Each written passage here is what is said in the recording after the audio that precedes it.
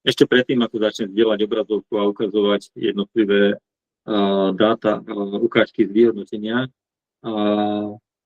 by mohla padnúť otázka, že na čo robiť vôbec vyhodnotenie, keď dáta majú zákazníci v aplikácii a vôbec. No a na to existuje jednoduchá odpoveď. Za tú jednu poľnohospodársku sezónu, ktorú naši klienti s nami prejdú, tak sa vyprodukuje extrémne množstvo dát. A bežný agronóm, ktorý má milión iných povinností, zakladá porastky ozimín a povedzme si na rovinu, väčšinou nestíha v tej sezóne, nie je schopný si tie dáta analyzovať, ako keď ich analyzujeme my, aký spoločnosť Clever Farm, ktorá sa na dáta a na analytiku zameriavame. Takže vždycky je dobré vlastne si to precízne poľnohospodárstvo po sezóne vyhodnotiť, aby ten náš klient vedel, aké prínosy z toho má, ako to vyzerá na tých pozemkoch, ktoré do toho poľnohospodárstva vstúpili a či je priestor na nejaké zlepšenie agrotechniky. A ten priestor, to vám poviem na rovinu, je takmer vždy 100% na zlepšenie. My sa vždy snažíme zvoliť aj s tým klientom nejakú stratégiu, ale nikdy ešte nestalo, že by tá stratégia nemohla byť o niečo lepšia. Predsa len za ten rok máme o rok dát viacej a tieto dáta je fajn potom aplikovať do tej nadchádzajúcej sezóny. Takže keby som to zhrnul, v Clever Farm sa zameriavame na dáta, vidíme v tých dátach zmysel a vidíme, že také data-driven poľnohospodárstvo by malo byť v nasledujúcom 10-ročí štandard. Doteraz sa často to poľnohospodárstvo a tá agrotechnika vnímala nejakými dlhoročnými skúsenosťami, akoby častokrát aj na základe nejakých pocitov alebo na nejakých návykov. A toto si myslím, že by v budúcnosti mali naozaj nahradiť, ako takisto ako aj v ostatných odvetviach, tvrdé dáta.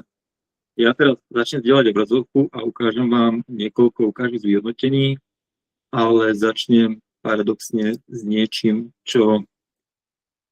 s čím sa pri vyhodnoteniach nestretávame, ale veľmi pekne to vyjadrí tú filozofiu, ktorou Clever Farm chce ísť a ktorá má zmysel. Vidíte obrazovku? Vidíte. Tak toto je dashboard, ktorý sme prezentovali minulý týždeň u jedného nášho slovenského veľkého klienta. Zhodou okolností zástupca je prihlásený aj tu na Meete.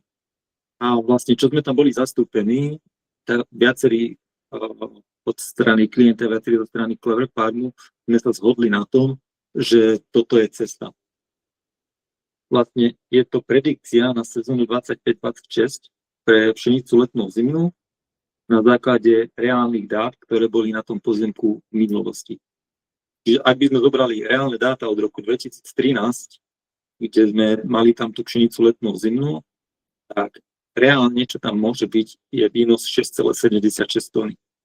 A k tomu výnosu potom je jednoduché napočítať aplikovanú dávku dusíka, fosforu a draslíka k tomu, aby sa takýto výnos dosiahol. Čiže inými slovami, ak by niekto na tieto parcele chcel dosiahnuť 8 tón, tak to jeho rozhodnutie nahnojiť na 8 tón by nebolo na základe dát, ale iba na základe nejakých pocitov alebo nejakého cieľu, ale ten cieľ by bol nereálny. Takže naozaj toto bude Clever Farm snažíme naozaj zakladať čisto na dátach. Ale v podstate sú hlavne 4 informácie. A to predikovaný výnos, ktorý je tuto, a k predikovanému výnosu napočítané odporúčaná dávka dusíka, P2O5, fosforu a draslíka. A toto je ten základ a je to naozaj založené na datách a nič presnejšie neexistuje. Takže toto je akoby cesta, ktorú vidíme, ktorú by sme chceli ísť aj na ostatných podnikoch, ale už akoby radšej by som prešiel k tomu dashboardu na vyhodnotenie. Takže to vyhodnotenie, tá forma vyhodnotenia je taká, že po sezóne, keď už není toľko prác na poli, keď sa tie ruky agronómu a predsedov trochu rozviažú, sa snažíme osobne stretnúť na podnikoch a prezentovať im výsledky, ktoré dosiahli. To vyhodnotenie má niekoľko kategórií a máme ho rozdelené do noviniek. Následne prejdeme realizované stratégie, satelitné dáta, veľkú časť vyhodnotenia zabere vždycky analýza výnosových map. Takže to vyhodnotenie má teda, ako som spomenul, niekoľko prvkov. Na úvod vždycky zhrnieme nejaké novinky, ktoré sa za ten rok, čo sme sa s klientom osobne nevideli, stali v aplikácii. Prejdeme realizované stratégie, ktoré na tých poliach vynojil precízne. Prejdeme satelitné dáta z planetu, výnosové mapy, PVP index, bilanciu živín, meteorológiu a na záver najviac podstatné ekonomické vyhodnotenie. Keďže toto nie je zamerané na nejaké novinky, ale vyhodnotenie, tak iba prekliknem veľmi rýchlo, ktoré boli za poslednú sezónu uvedené do praxe, a to hromadné vytváranie aplikačných map, ktoré pomohlo našim klientom, ktorí majú veľké množstvo parcel, že v tomto prípade už nemusia tvoriť predpisy po jednom, ale parcely, ktoré sú príbuzné a nie sú veľké rozdiely, môže vytvoriť aj 5, aj 10 aplikačných map naraz. Za posledný rok sme implementovali výnosové mapy priamo do aplikácie, takže klient si svoje výnosovky vie už rozkliknúť a vytvoriť podľa nich predpisy priamo u nás v aplikácii. Okrem toho sme implementovali takýto prehľad sezón, kde klient vidí, aké dáta a aké výnosové mapy má pre dané parcely k dispozícii za konkrétne sezóny. Takisto sme implementovali nový vodný index do satelitu Planet, ktorý slúži pri lepšom plánovaní žativných prác. A veľmi nedávno sme implementovali úložisko súborov, ktoré slúži pre komunikáciu klient Clever Farm obojstrannú, kde my vieme nahrať nejaké veci neštandardného formátu. Takisto klient nám tam vie poslať výnosové mapy na spracovanie alebo task data, hranice, proste čokoľvek. Si cez toto úložisko vieme s klientom odozdávať. Čo týka realizovaných stratégií, tak to naozaj iba rýchlo prebehnem, aby sme stihli sa dostať na iné témy. Je to vlastne, kde si s klientami prejdeme vlastne tie aplikačné predpisy. Vidíme tu maximálnu dávku, minimálnu plochu, aký materiál tam bol použitý, koľko bolo tých aplikácií za sezónu. U tohto klienta konkrétne ich bolo 62. Vidíme tu nejakú časovú krivku, kedy to bolo aplikované a aplikovanú plochu a aká stratégia u ňou prevládala. Následne tu máme satelitné dáta, z ktorých je naozaj možné vyčítať veľmi veľa. A osobne som veľký fanúšik vlastne takýchto satelitných dát, lebo naozaj z nich vieme dosť veľa učiť. Samozrejme majú nejaké limity a za mňa osobne je veľmi, a klienti to často oceňujú, je veľmi užitočné si zoradiť parcely jednej plodiny takto vedľa seba. Tento čiarový graf vlastne prezentuje hodnoty vegetačného indexu SAVI na danú parcelu v čase. A tým, že máme viacero parciel vedľa seba, tak vieme to potom pekne korelovať s úrodou a vieme sa o týchto parceliach pobaviť. A ak je nejaký problém na parcele, tak to vieme naozaj relatívne pekne na základe týchto dát rozkliknúť, kde vidíme jednotlivé parcely a môžeme si priamo tu zobratiť aj satelitné snímky, ktoré sú pre danú parcelu k dispozícii. Napríklad na tejto line vidíme taký relatívne štandardný pattern pre pšenicu ozimnú, ktorá bola siatá neskoro. Vidíme tu vlastne, že vegetačný index bol ešte začiatkom v strede októbra relatívne vysoký, čo značí, že tu bola pravdepodobne kukurica, ktorá sa skocila a po kukurici tu bolo zasiatá pšenica niekedy v novembri. Tá rastlina vegetovala plus minus na úrovni indexu 0,4 a na jar po nahnojení a oteplení ten index vybehol, dalo by sa povedať, raketovo hore, kde sa teda udržal až do dozrievania. Toto je pattern také neskoršej pšenice. Ale s čím sa často stretávame, je takýto pattern. To je pšenica po repke, ktorá je zasiatá v septembri po dobrej predplodine a tá pšenica už na podzim raketovo vyrastie a dosiahne vegetačných indexov okolo 1 30. novembra. Následne so silnou vegetáciou prejde zimu a na jar tam ten nárast už nie je taký raketový, lebo tá vegetačná hmota bola už na podzim a vidíme, že tieto dva paterny sa stretnú niekde tesne pred dozrávaním. A jedna vec je dáta, druhá vec je dobre interpretovať. A často na základe skúseností a porovnaní výnosov sa stretávame s tým, že tento pattern nie je úplne to práve.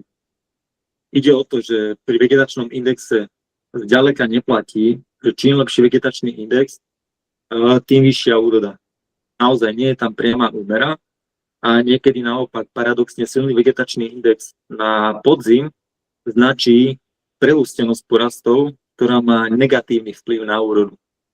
V tomto prípade tá úroda bola veľmi, veľmi podobná. Tam bol rozdiel pár 100 kg.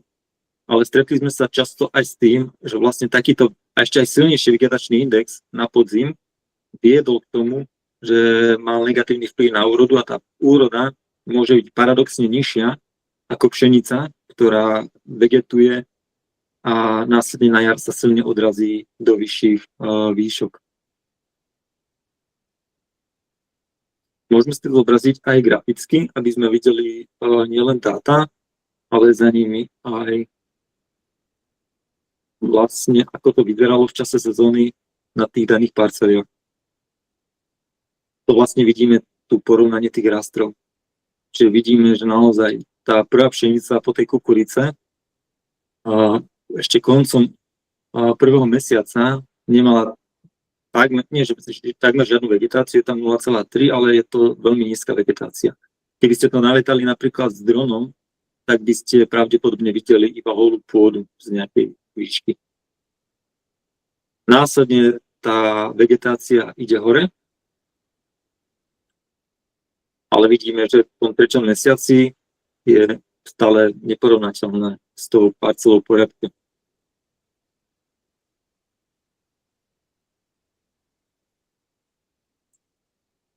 No a následne vidíme, že sa to zrovná až potom niekedy koncom 5. mesiaca, kde vidíme ten index 1,1 a 1,23 pre parcel po repke. Čiže v tomto prípade to úplne nedobehla, ale to akoby nevadí na to, že tam bola dosiahnutá dobrá úroda.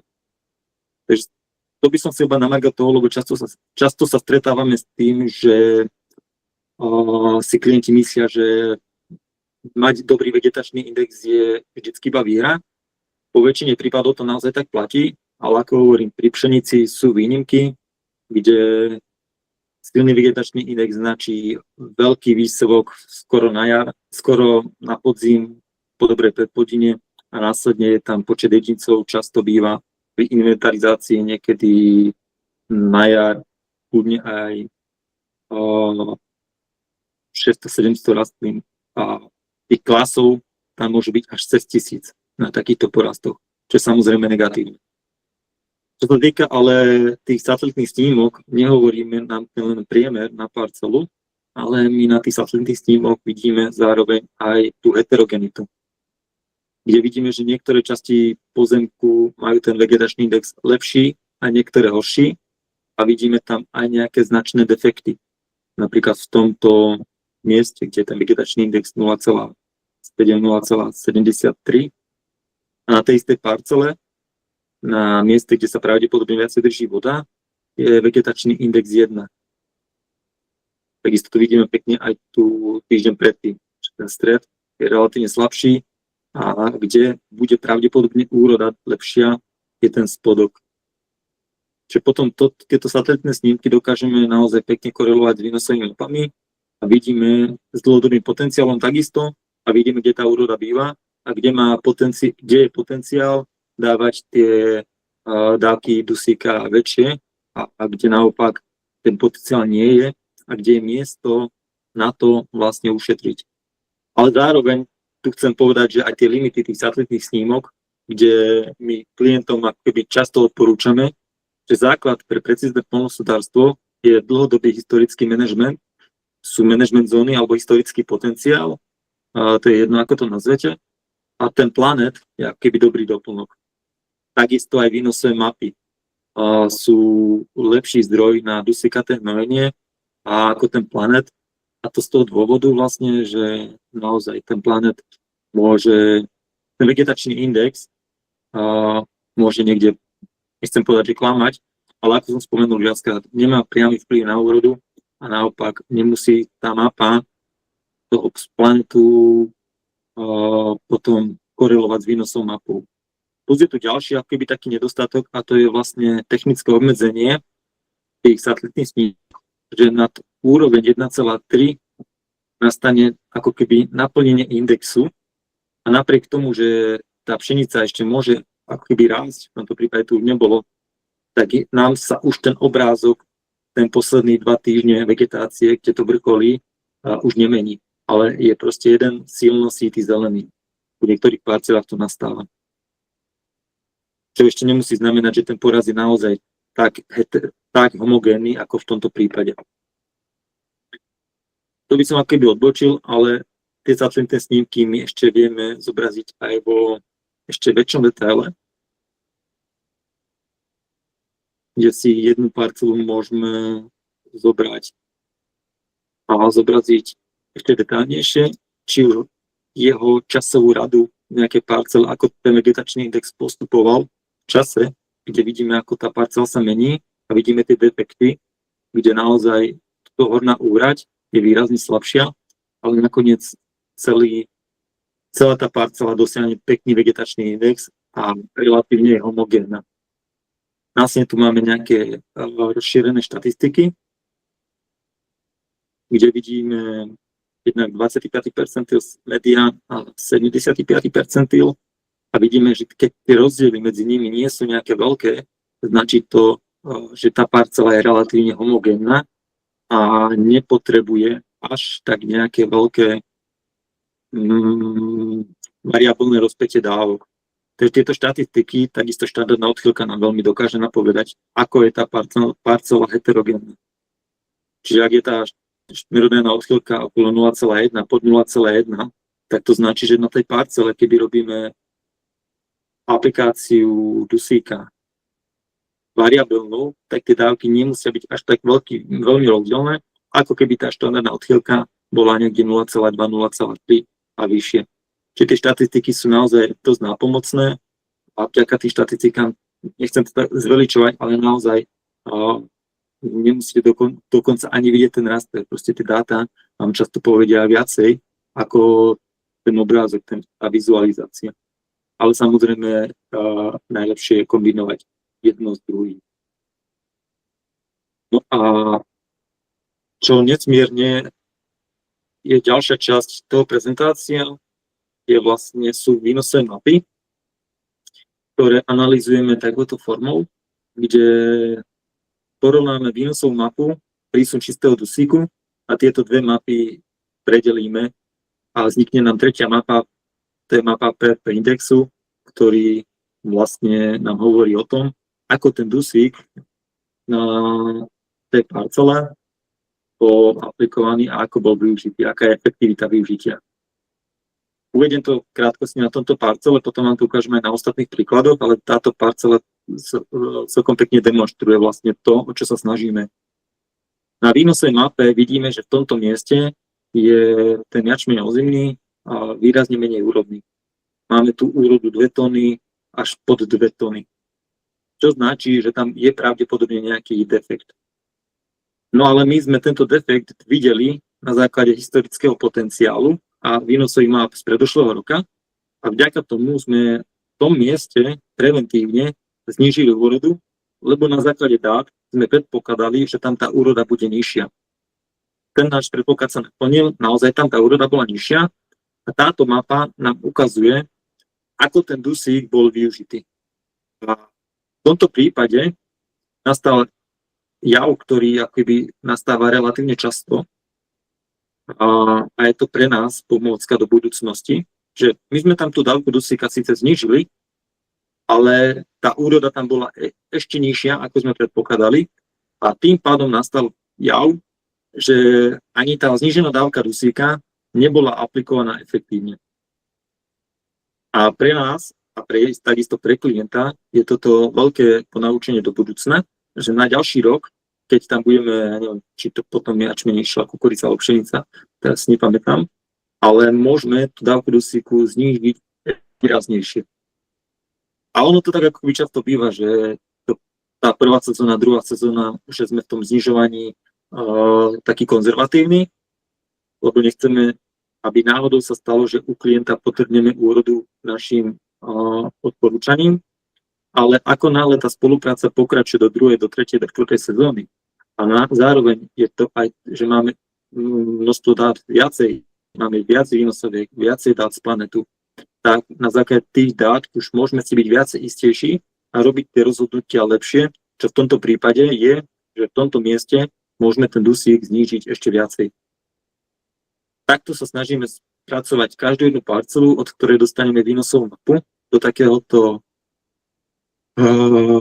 pekného grafického zobrazenia PFP indexu a následne na základe toho a takisto štatistík potom s tým klientom prechádzame mapu po mape a bavíme sa o rozhodnutiach do ďalšej sezóny, aký je tam posledný postup na tej parcele, aký je tam plán hnojenia a podobne. Takže ja to iba prebenem tieto mapy, lebo vlastne ten princíp som vysvetlil.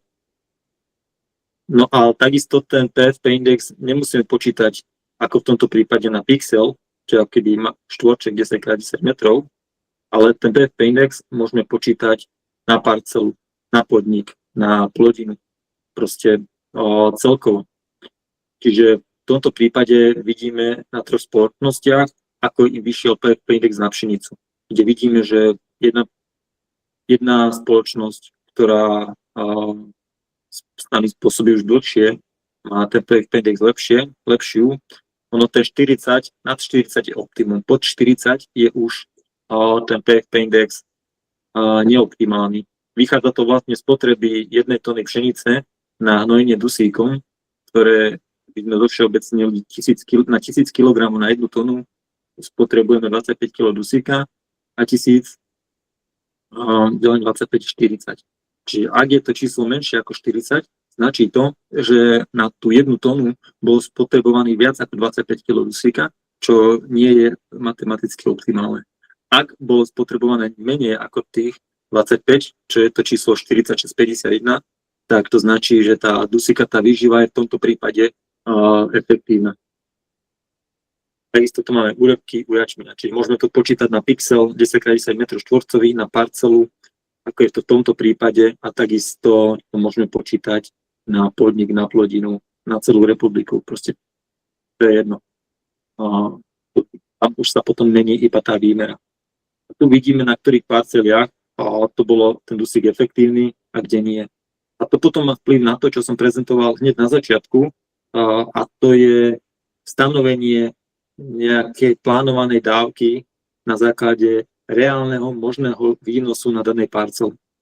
Čiže ak by sme v tomto prípade, kde je ten PFP index nižší, napríklad tu, kde bol výnos 6,3 tony, ale bolo tam aplikované dusíka na 8 tón, možno keby tu ten agronóm si dal dokopy všetky tie dáta na tej parcele pôrodná a videl by, že tam je naozaj ten produkčný potenciál na 6,3 tony alebo 6,2 a aplikoval by toho dusíka adekvátne k tomu, aký je tam reálne dosiahnuteľný potenciál, tak by ten PFP index nevyšiel 35, čo keď mimochodom nie je až tak zle, ale mohol by vyniesť 45, ten dusík, tie peniaze, ktoré aplikoval ten dusíku na danú parcelu, by boli využité efektívnejšie. Respektíve mohol minúť menej peňazí. Lebo dalo by sa povedať, že ten rozdiel 40 minus 35, čiže v tomto prípade nie je až tak veľa, nejakých 30 kg dusíka bolo aplikované, aj menej 15 kg bolo aplikované zbytočne a skončilo v stratách, či už v spodných vodách alebo výpadne. Takisto, ak má klient pôdne vzorky, vždycky prejdeme aj pôdne vzorky a nejaké štatistiky nad nimi. A v tomto prípade je ten aký fosfor super, ale akoby väčšinou to býva naopak, to je jedna z výnimiek. No a meteorológia, ponúkame meteostanice, takže keď má klient meteostanicu od nás, tak s ním prejdeme aj tie úhľad zrážky a krátko sa pobavíme o dlhodobom priemere alebo podpriemere, nakoľko tie zrážky, ako sami viete, majú výrazný vplyv na tú úrodu. No a čo najdôležitejšie je vlastne ekonomické vyhodnotenie daných aplikácií, kde tá úspora na hektár nám kolíše od 100 do 500, 600 korún na hektár. Alebo v eurách to vychádza nejakých 20 eur priemer plus minus, 25, 26, niekde 30. Ak má klient pôdne vzorky, tak tá úspora môže ísť aj rapidne hore. Pri pôdnych vzorkách tam viete ušetriť najviac. Ak sa bavíme o dusíkatom hnojení, tak na dusíku, bez toho, aby ste si potrhli úrodu, môžeme ušetriť kľudne 10-15%, niekde aj 25%, keď sú veľmi variabilné parcely, ale už nejako do väčších výšok nejdeme, a to z toho dôvodu, ako som spomínal, aby sme nepotrhli niekde náhodou úrodu. A čo týka fosforu a draslíka, tak tam viete ušetriť od 0 do 100%. Proste, ak vám ide z obsahu z labáku, že máte fosfor na celej parcele vysoký, tak proste nemusíte dávať ani kilogram hnojiva, lebo proste každá metodika vám odporúči do vysokých a veľmi vysokých zón neaplikovať hnojivo. Takže ušetríte 100%. Ak máte polovicu parcely v obsahu vysoký, polovicu nízky, tak viete ušetriť 50%. Naozaj máme skúsenosť, že u klientov, ktorí majú pôdne vzorky, tá úspora môže ísť ako keby výrazne nad tých 25 eur alebo tých 500-600 korún českých. A to je úspora, ktorá je dosiahnutá naozaj tak, že vlastne sú dosiahnuté rovnaké úrody ako v lani, ale sú nižšie náklady o tú sumu, ktorú som spomenul. A to z toho hľadiska, že sa naozaj hnojilo menej do zón, kde ten potenciál je nízky. Alebo nižší na základe dát, ktoré máme k dispozícii. A to som spomenul dataset výnosových, má planetu historického potenciálu, pôdnych vzoriek, kombináciou všetkých týchto dát. Takže toľko asi, aby sme mali aj priestor na otázky a ešte kolega tu chce prezentovať jeden jeho produkt. Ja by som ukončil dielenie. Si vrátim slovo. Tak super, Marian, ďakujeme veľmi pekne a teraz je určite priestor na nejaké vaše otázky, čokoľvek k vyhodnoteniu alebo k precíznemu zemedelství ako takému, tak sa môžete spýtať. Môžete využiť buď ten mikrofón, alebo nám to napísať do chatu. Ja vám teraz dám chvíľku, aby sme tu len tak nečakali, tak nejaké otázky prišli aj od vás, takže tými začneme. Tá prvá otázka, ktorú ste nám poslali v prihláškach, znie: na časti pozemku sme jeli variabilne a na části v pozemku ne. Jde to porovnať v rámci výnosu?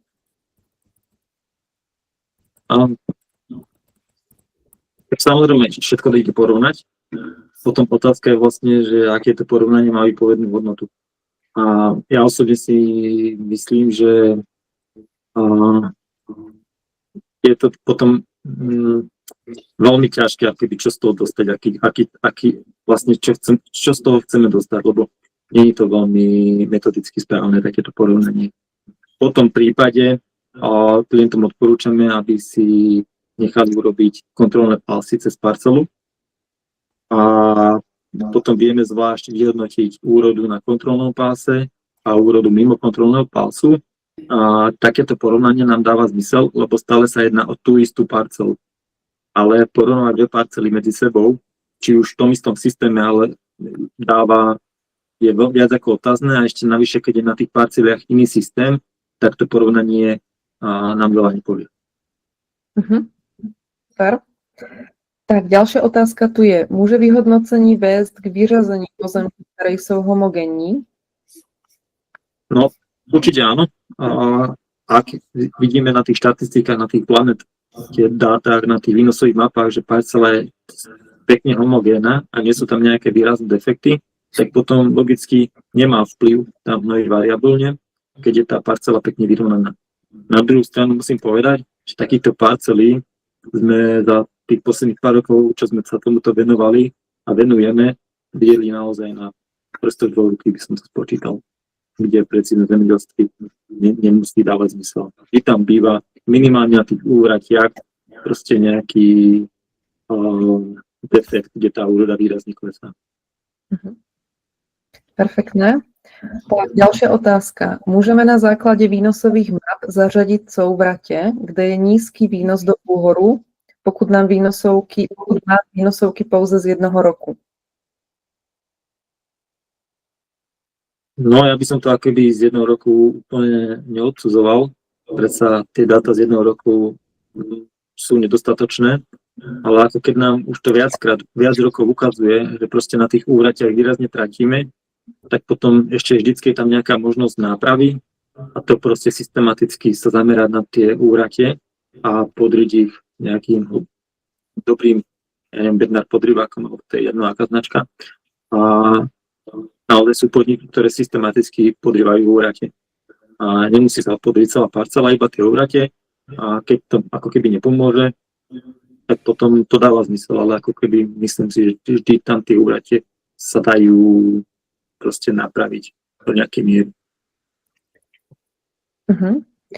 Tak, potom tu máme otázku, na ňu asi vyzvem kolegyňu Beatu z nášho týmu precizného zemědělství. Za kolik let můžu využít výnosové mapy pro nastavení dávek hnojení, pokud se pěstovaly vždy jiné?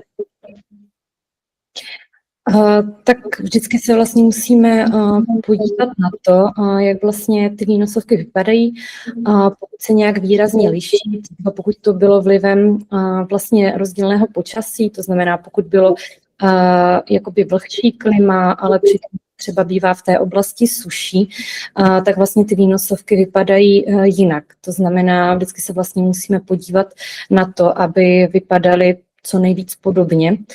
A i přesto, že se pěstují na těch pozemcích vždycky jakoby jiné plodiny, tak často se nám stává, že vlastně potom vlastně po přepočtení jakoby toho výnosu na vlastně ty relativní hodnoty, tak vlastně ten rozptyl, ten rozsah toho výnosu je vlastně stejný. Takže určitě se to vlastně dá použít, opravdu výnosovky jsou prostě jeden z těch nejlepších podkladů, ale vždycky se musíme podívat na to, jak vypadají a zda jsou teda podobné. Perfektné, ďakujeme. Tak a teraz dáme ešte chvíľku vám, takže pokiaľ máte nejakú otázku, tak si môžete zapnúť mikrofón alebo nám ju napísať do chatu.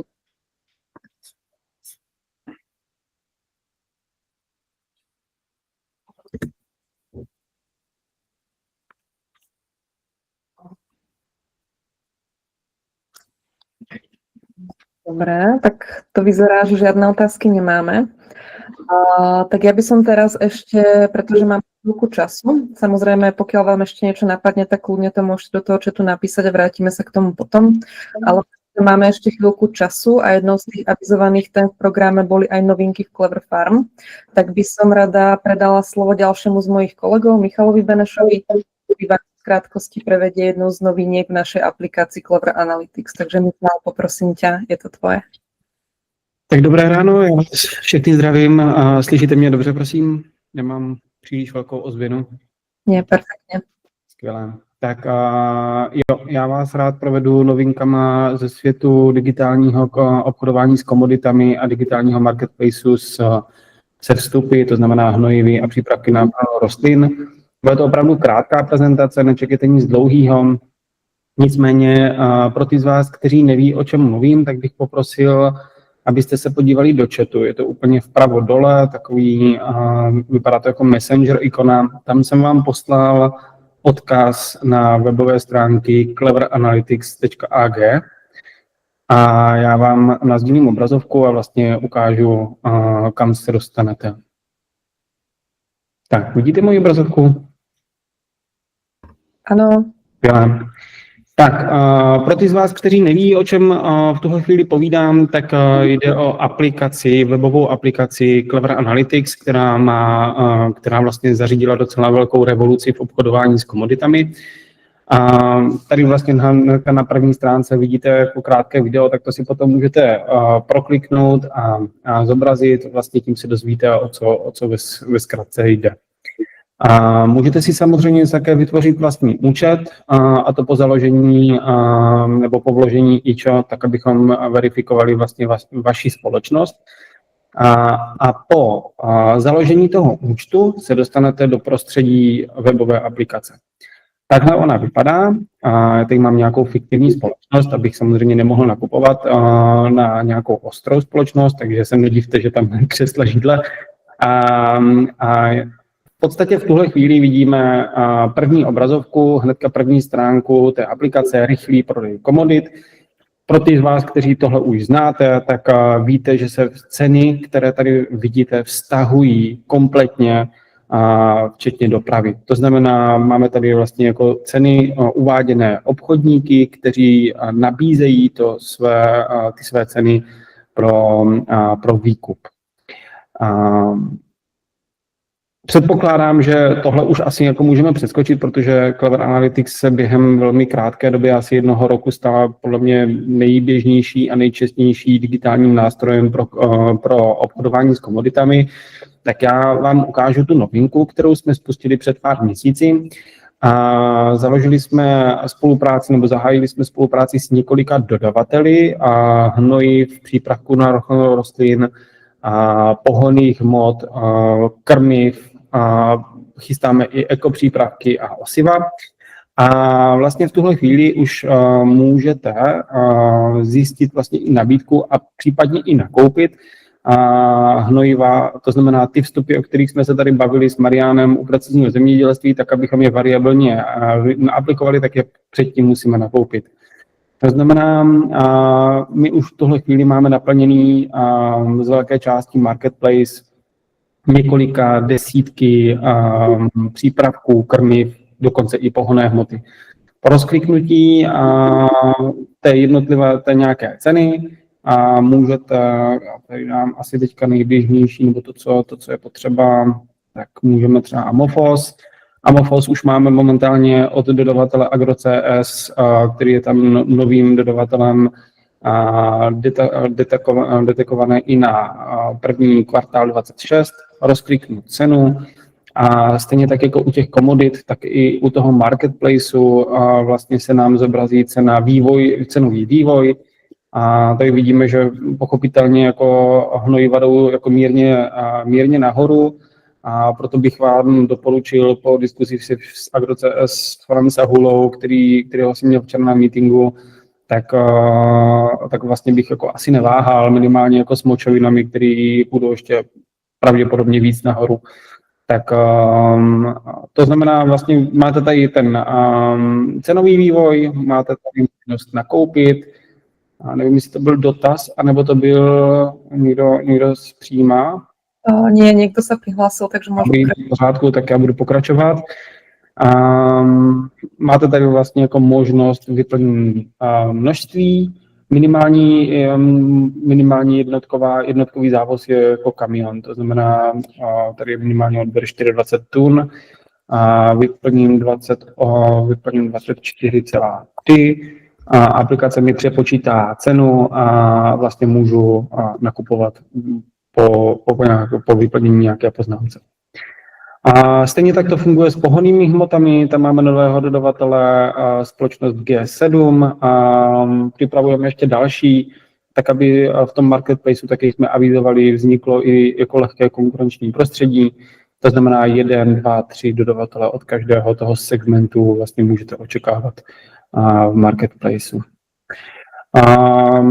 Nenapadá mě nic dalšího, co bych vám teďka v tuhle chvíli ukázal. Klidně se ptejte do toho, pokud máte potřebu, pokud se chcete poptat, tak můžete. Pokud by nebyly dotazy, tak, nebo si klidně připravujte, tak zmíním ještě poslední důležitou informaci, že po založení Clever Analytics toho účtu, kdy dám teda jako vyzkoušet aplikaci, a založím si účet, tak máte první měsíc naprosto bezplatně. Případně pak, když byste obchodovali, to znamená prodávali zboží přes prodej komodit, anebo nakupovali přes ten marketplace, tak potom máte aplikaci samozřejmě zcela bezplatně. Tak jo, z mé strany asi takto všechno. Případné dotazy?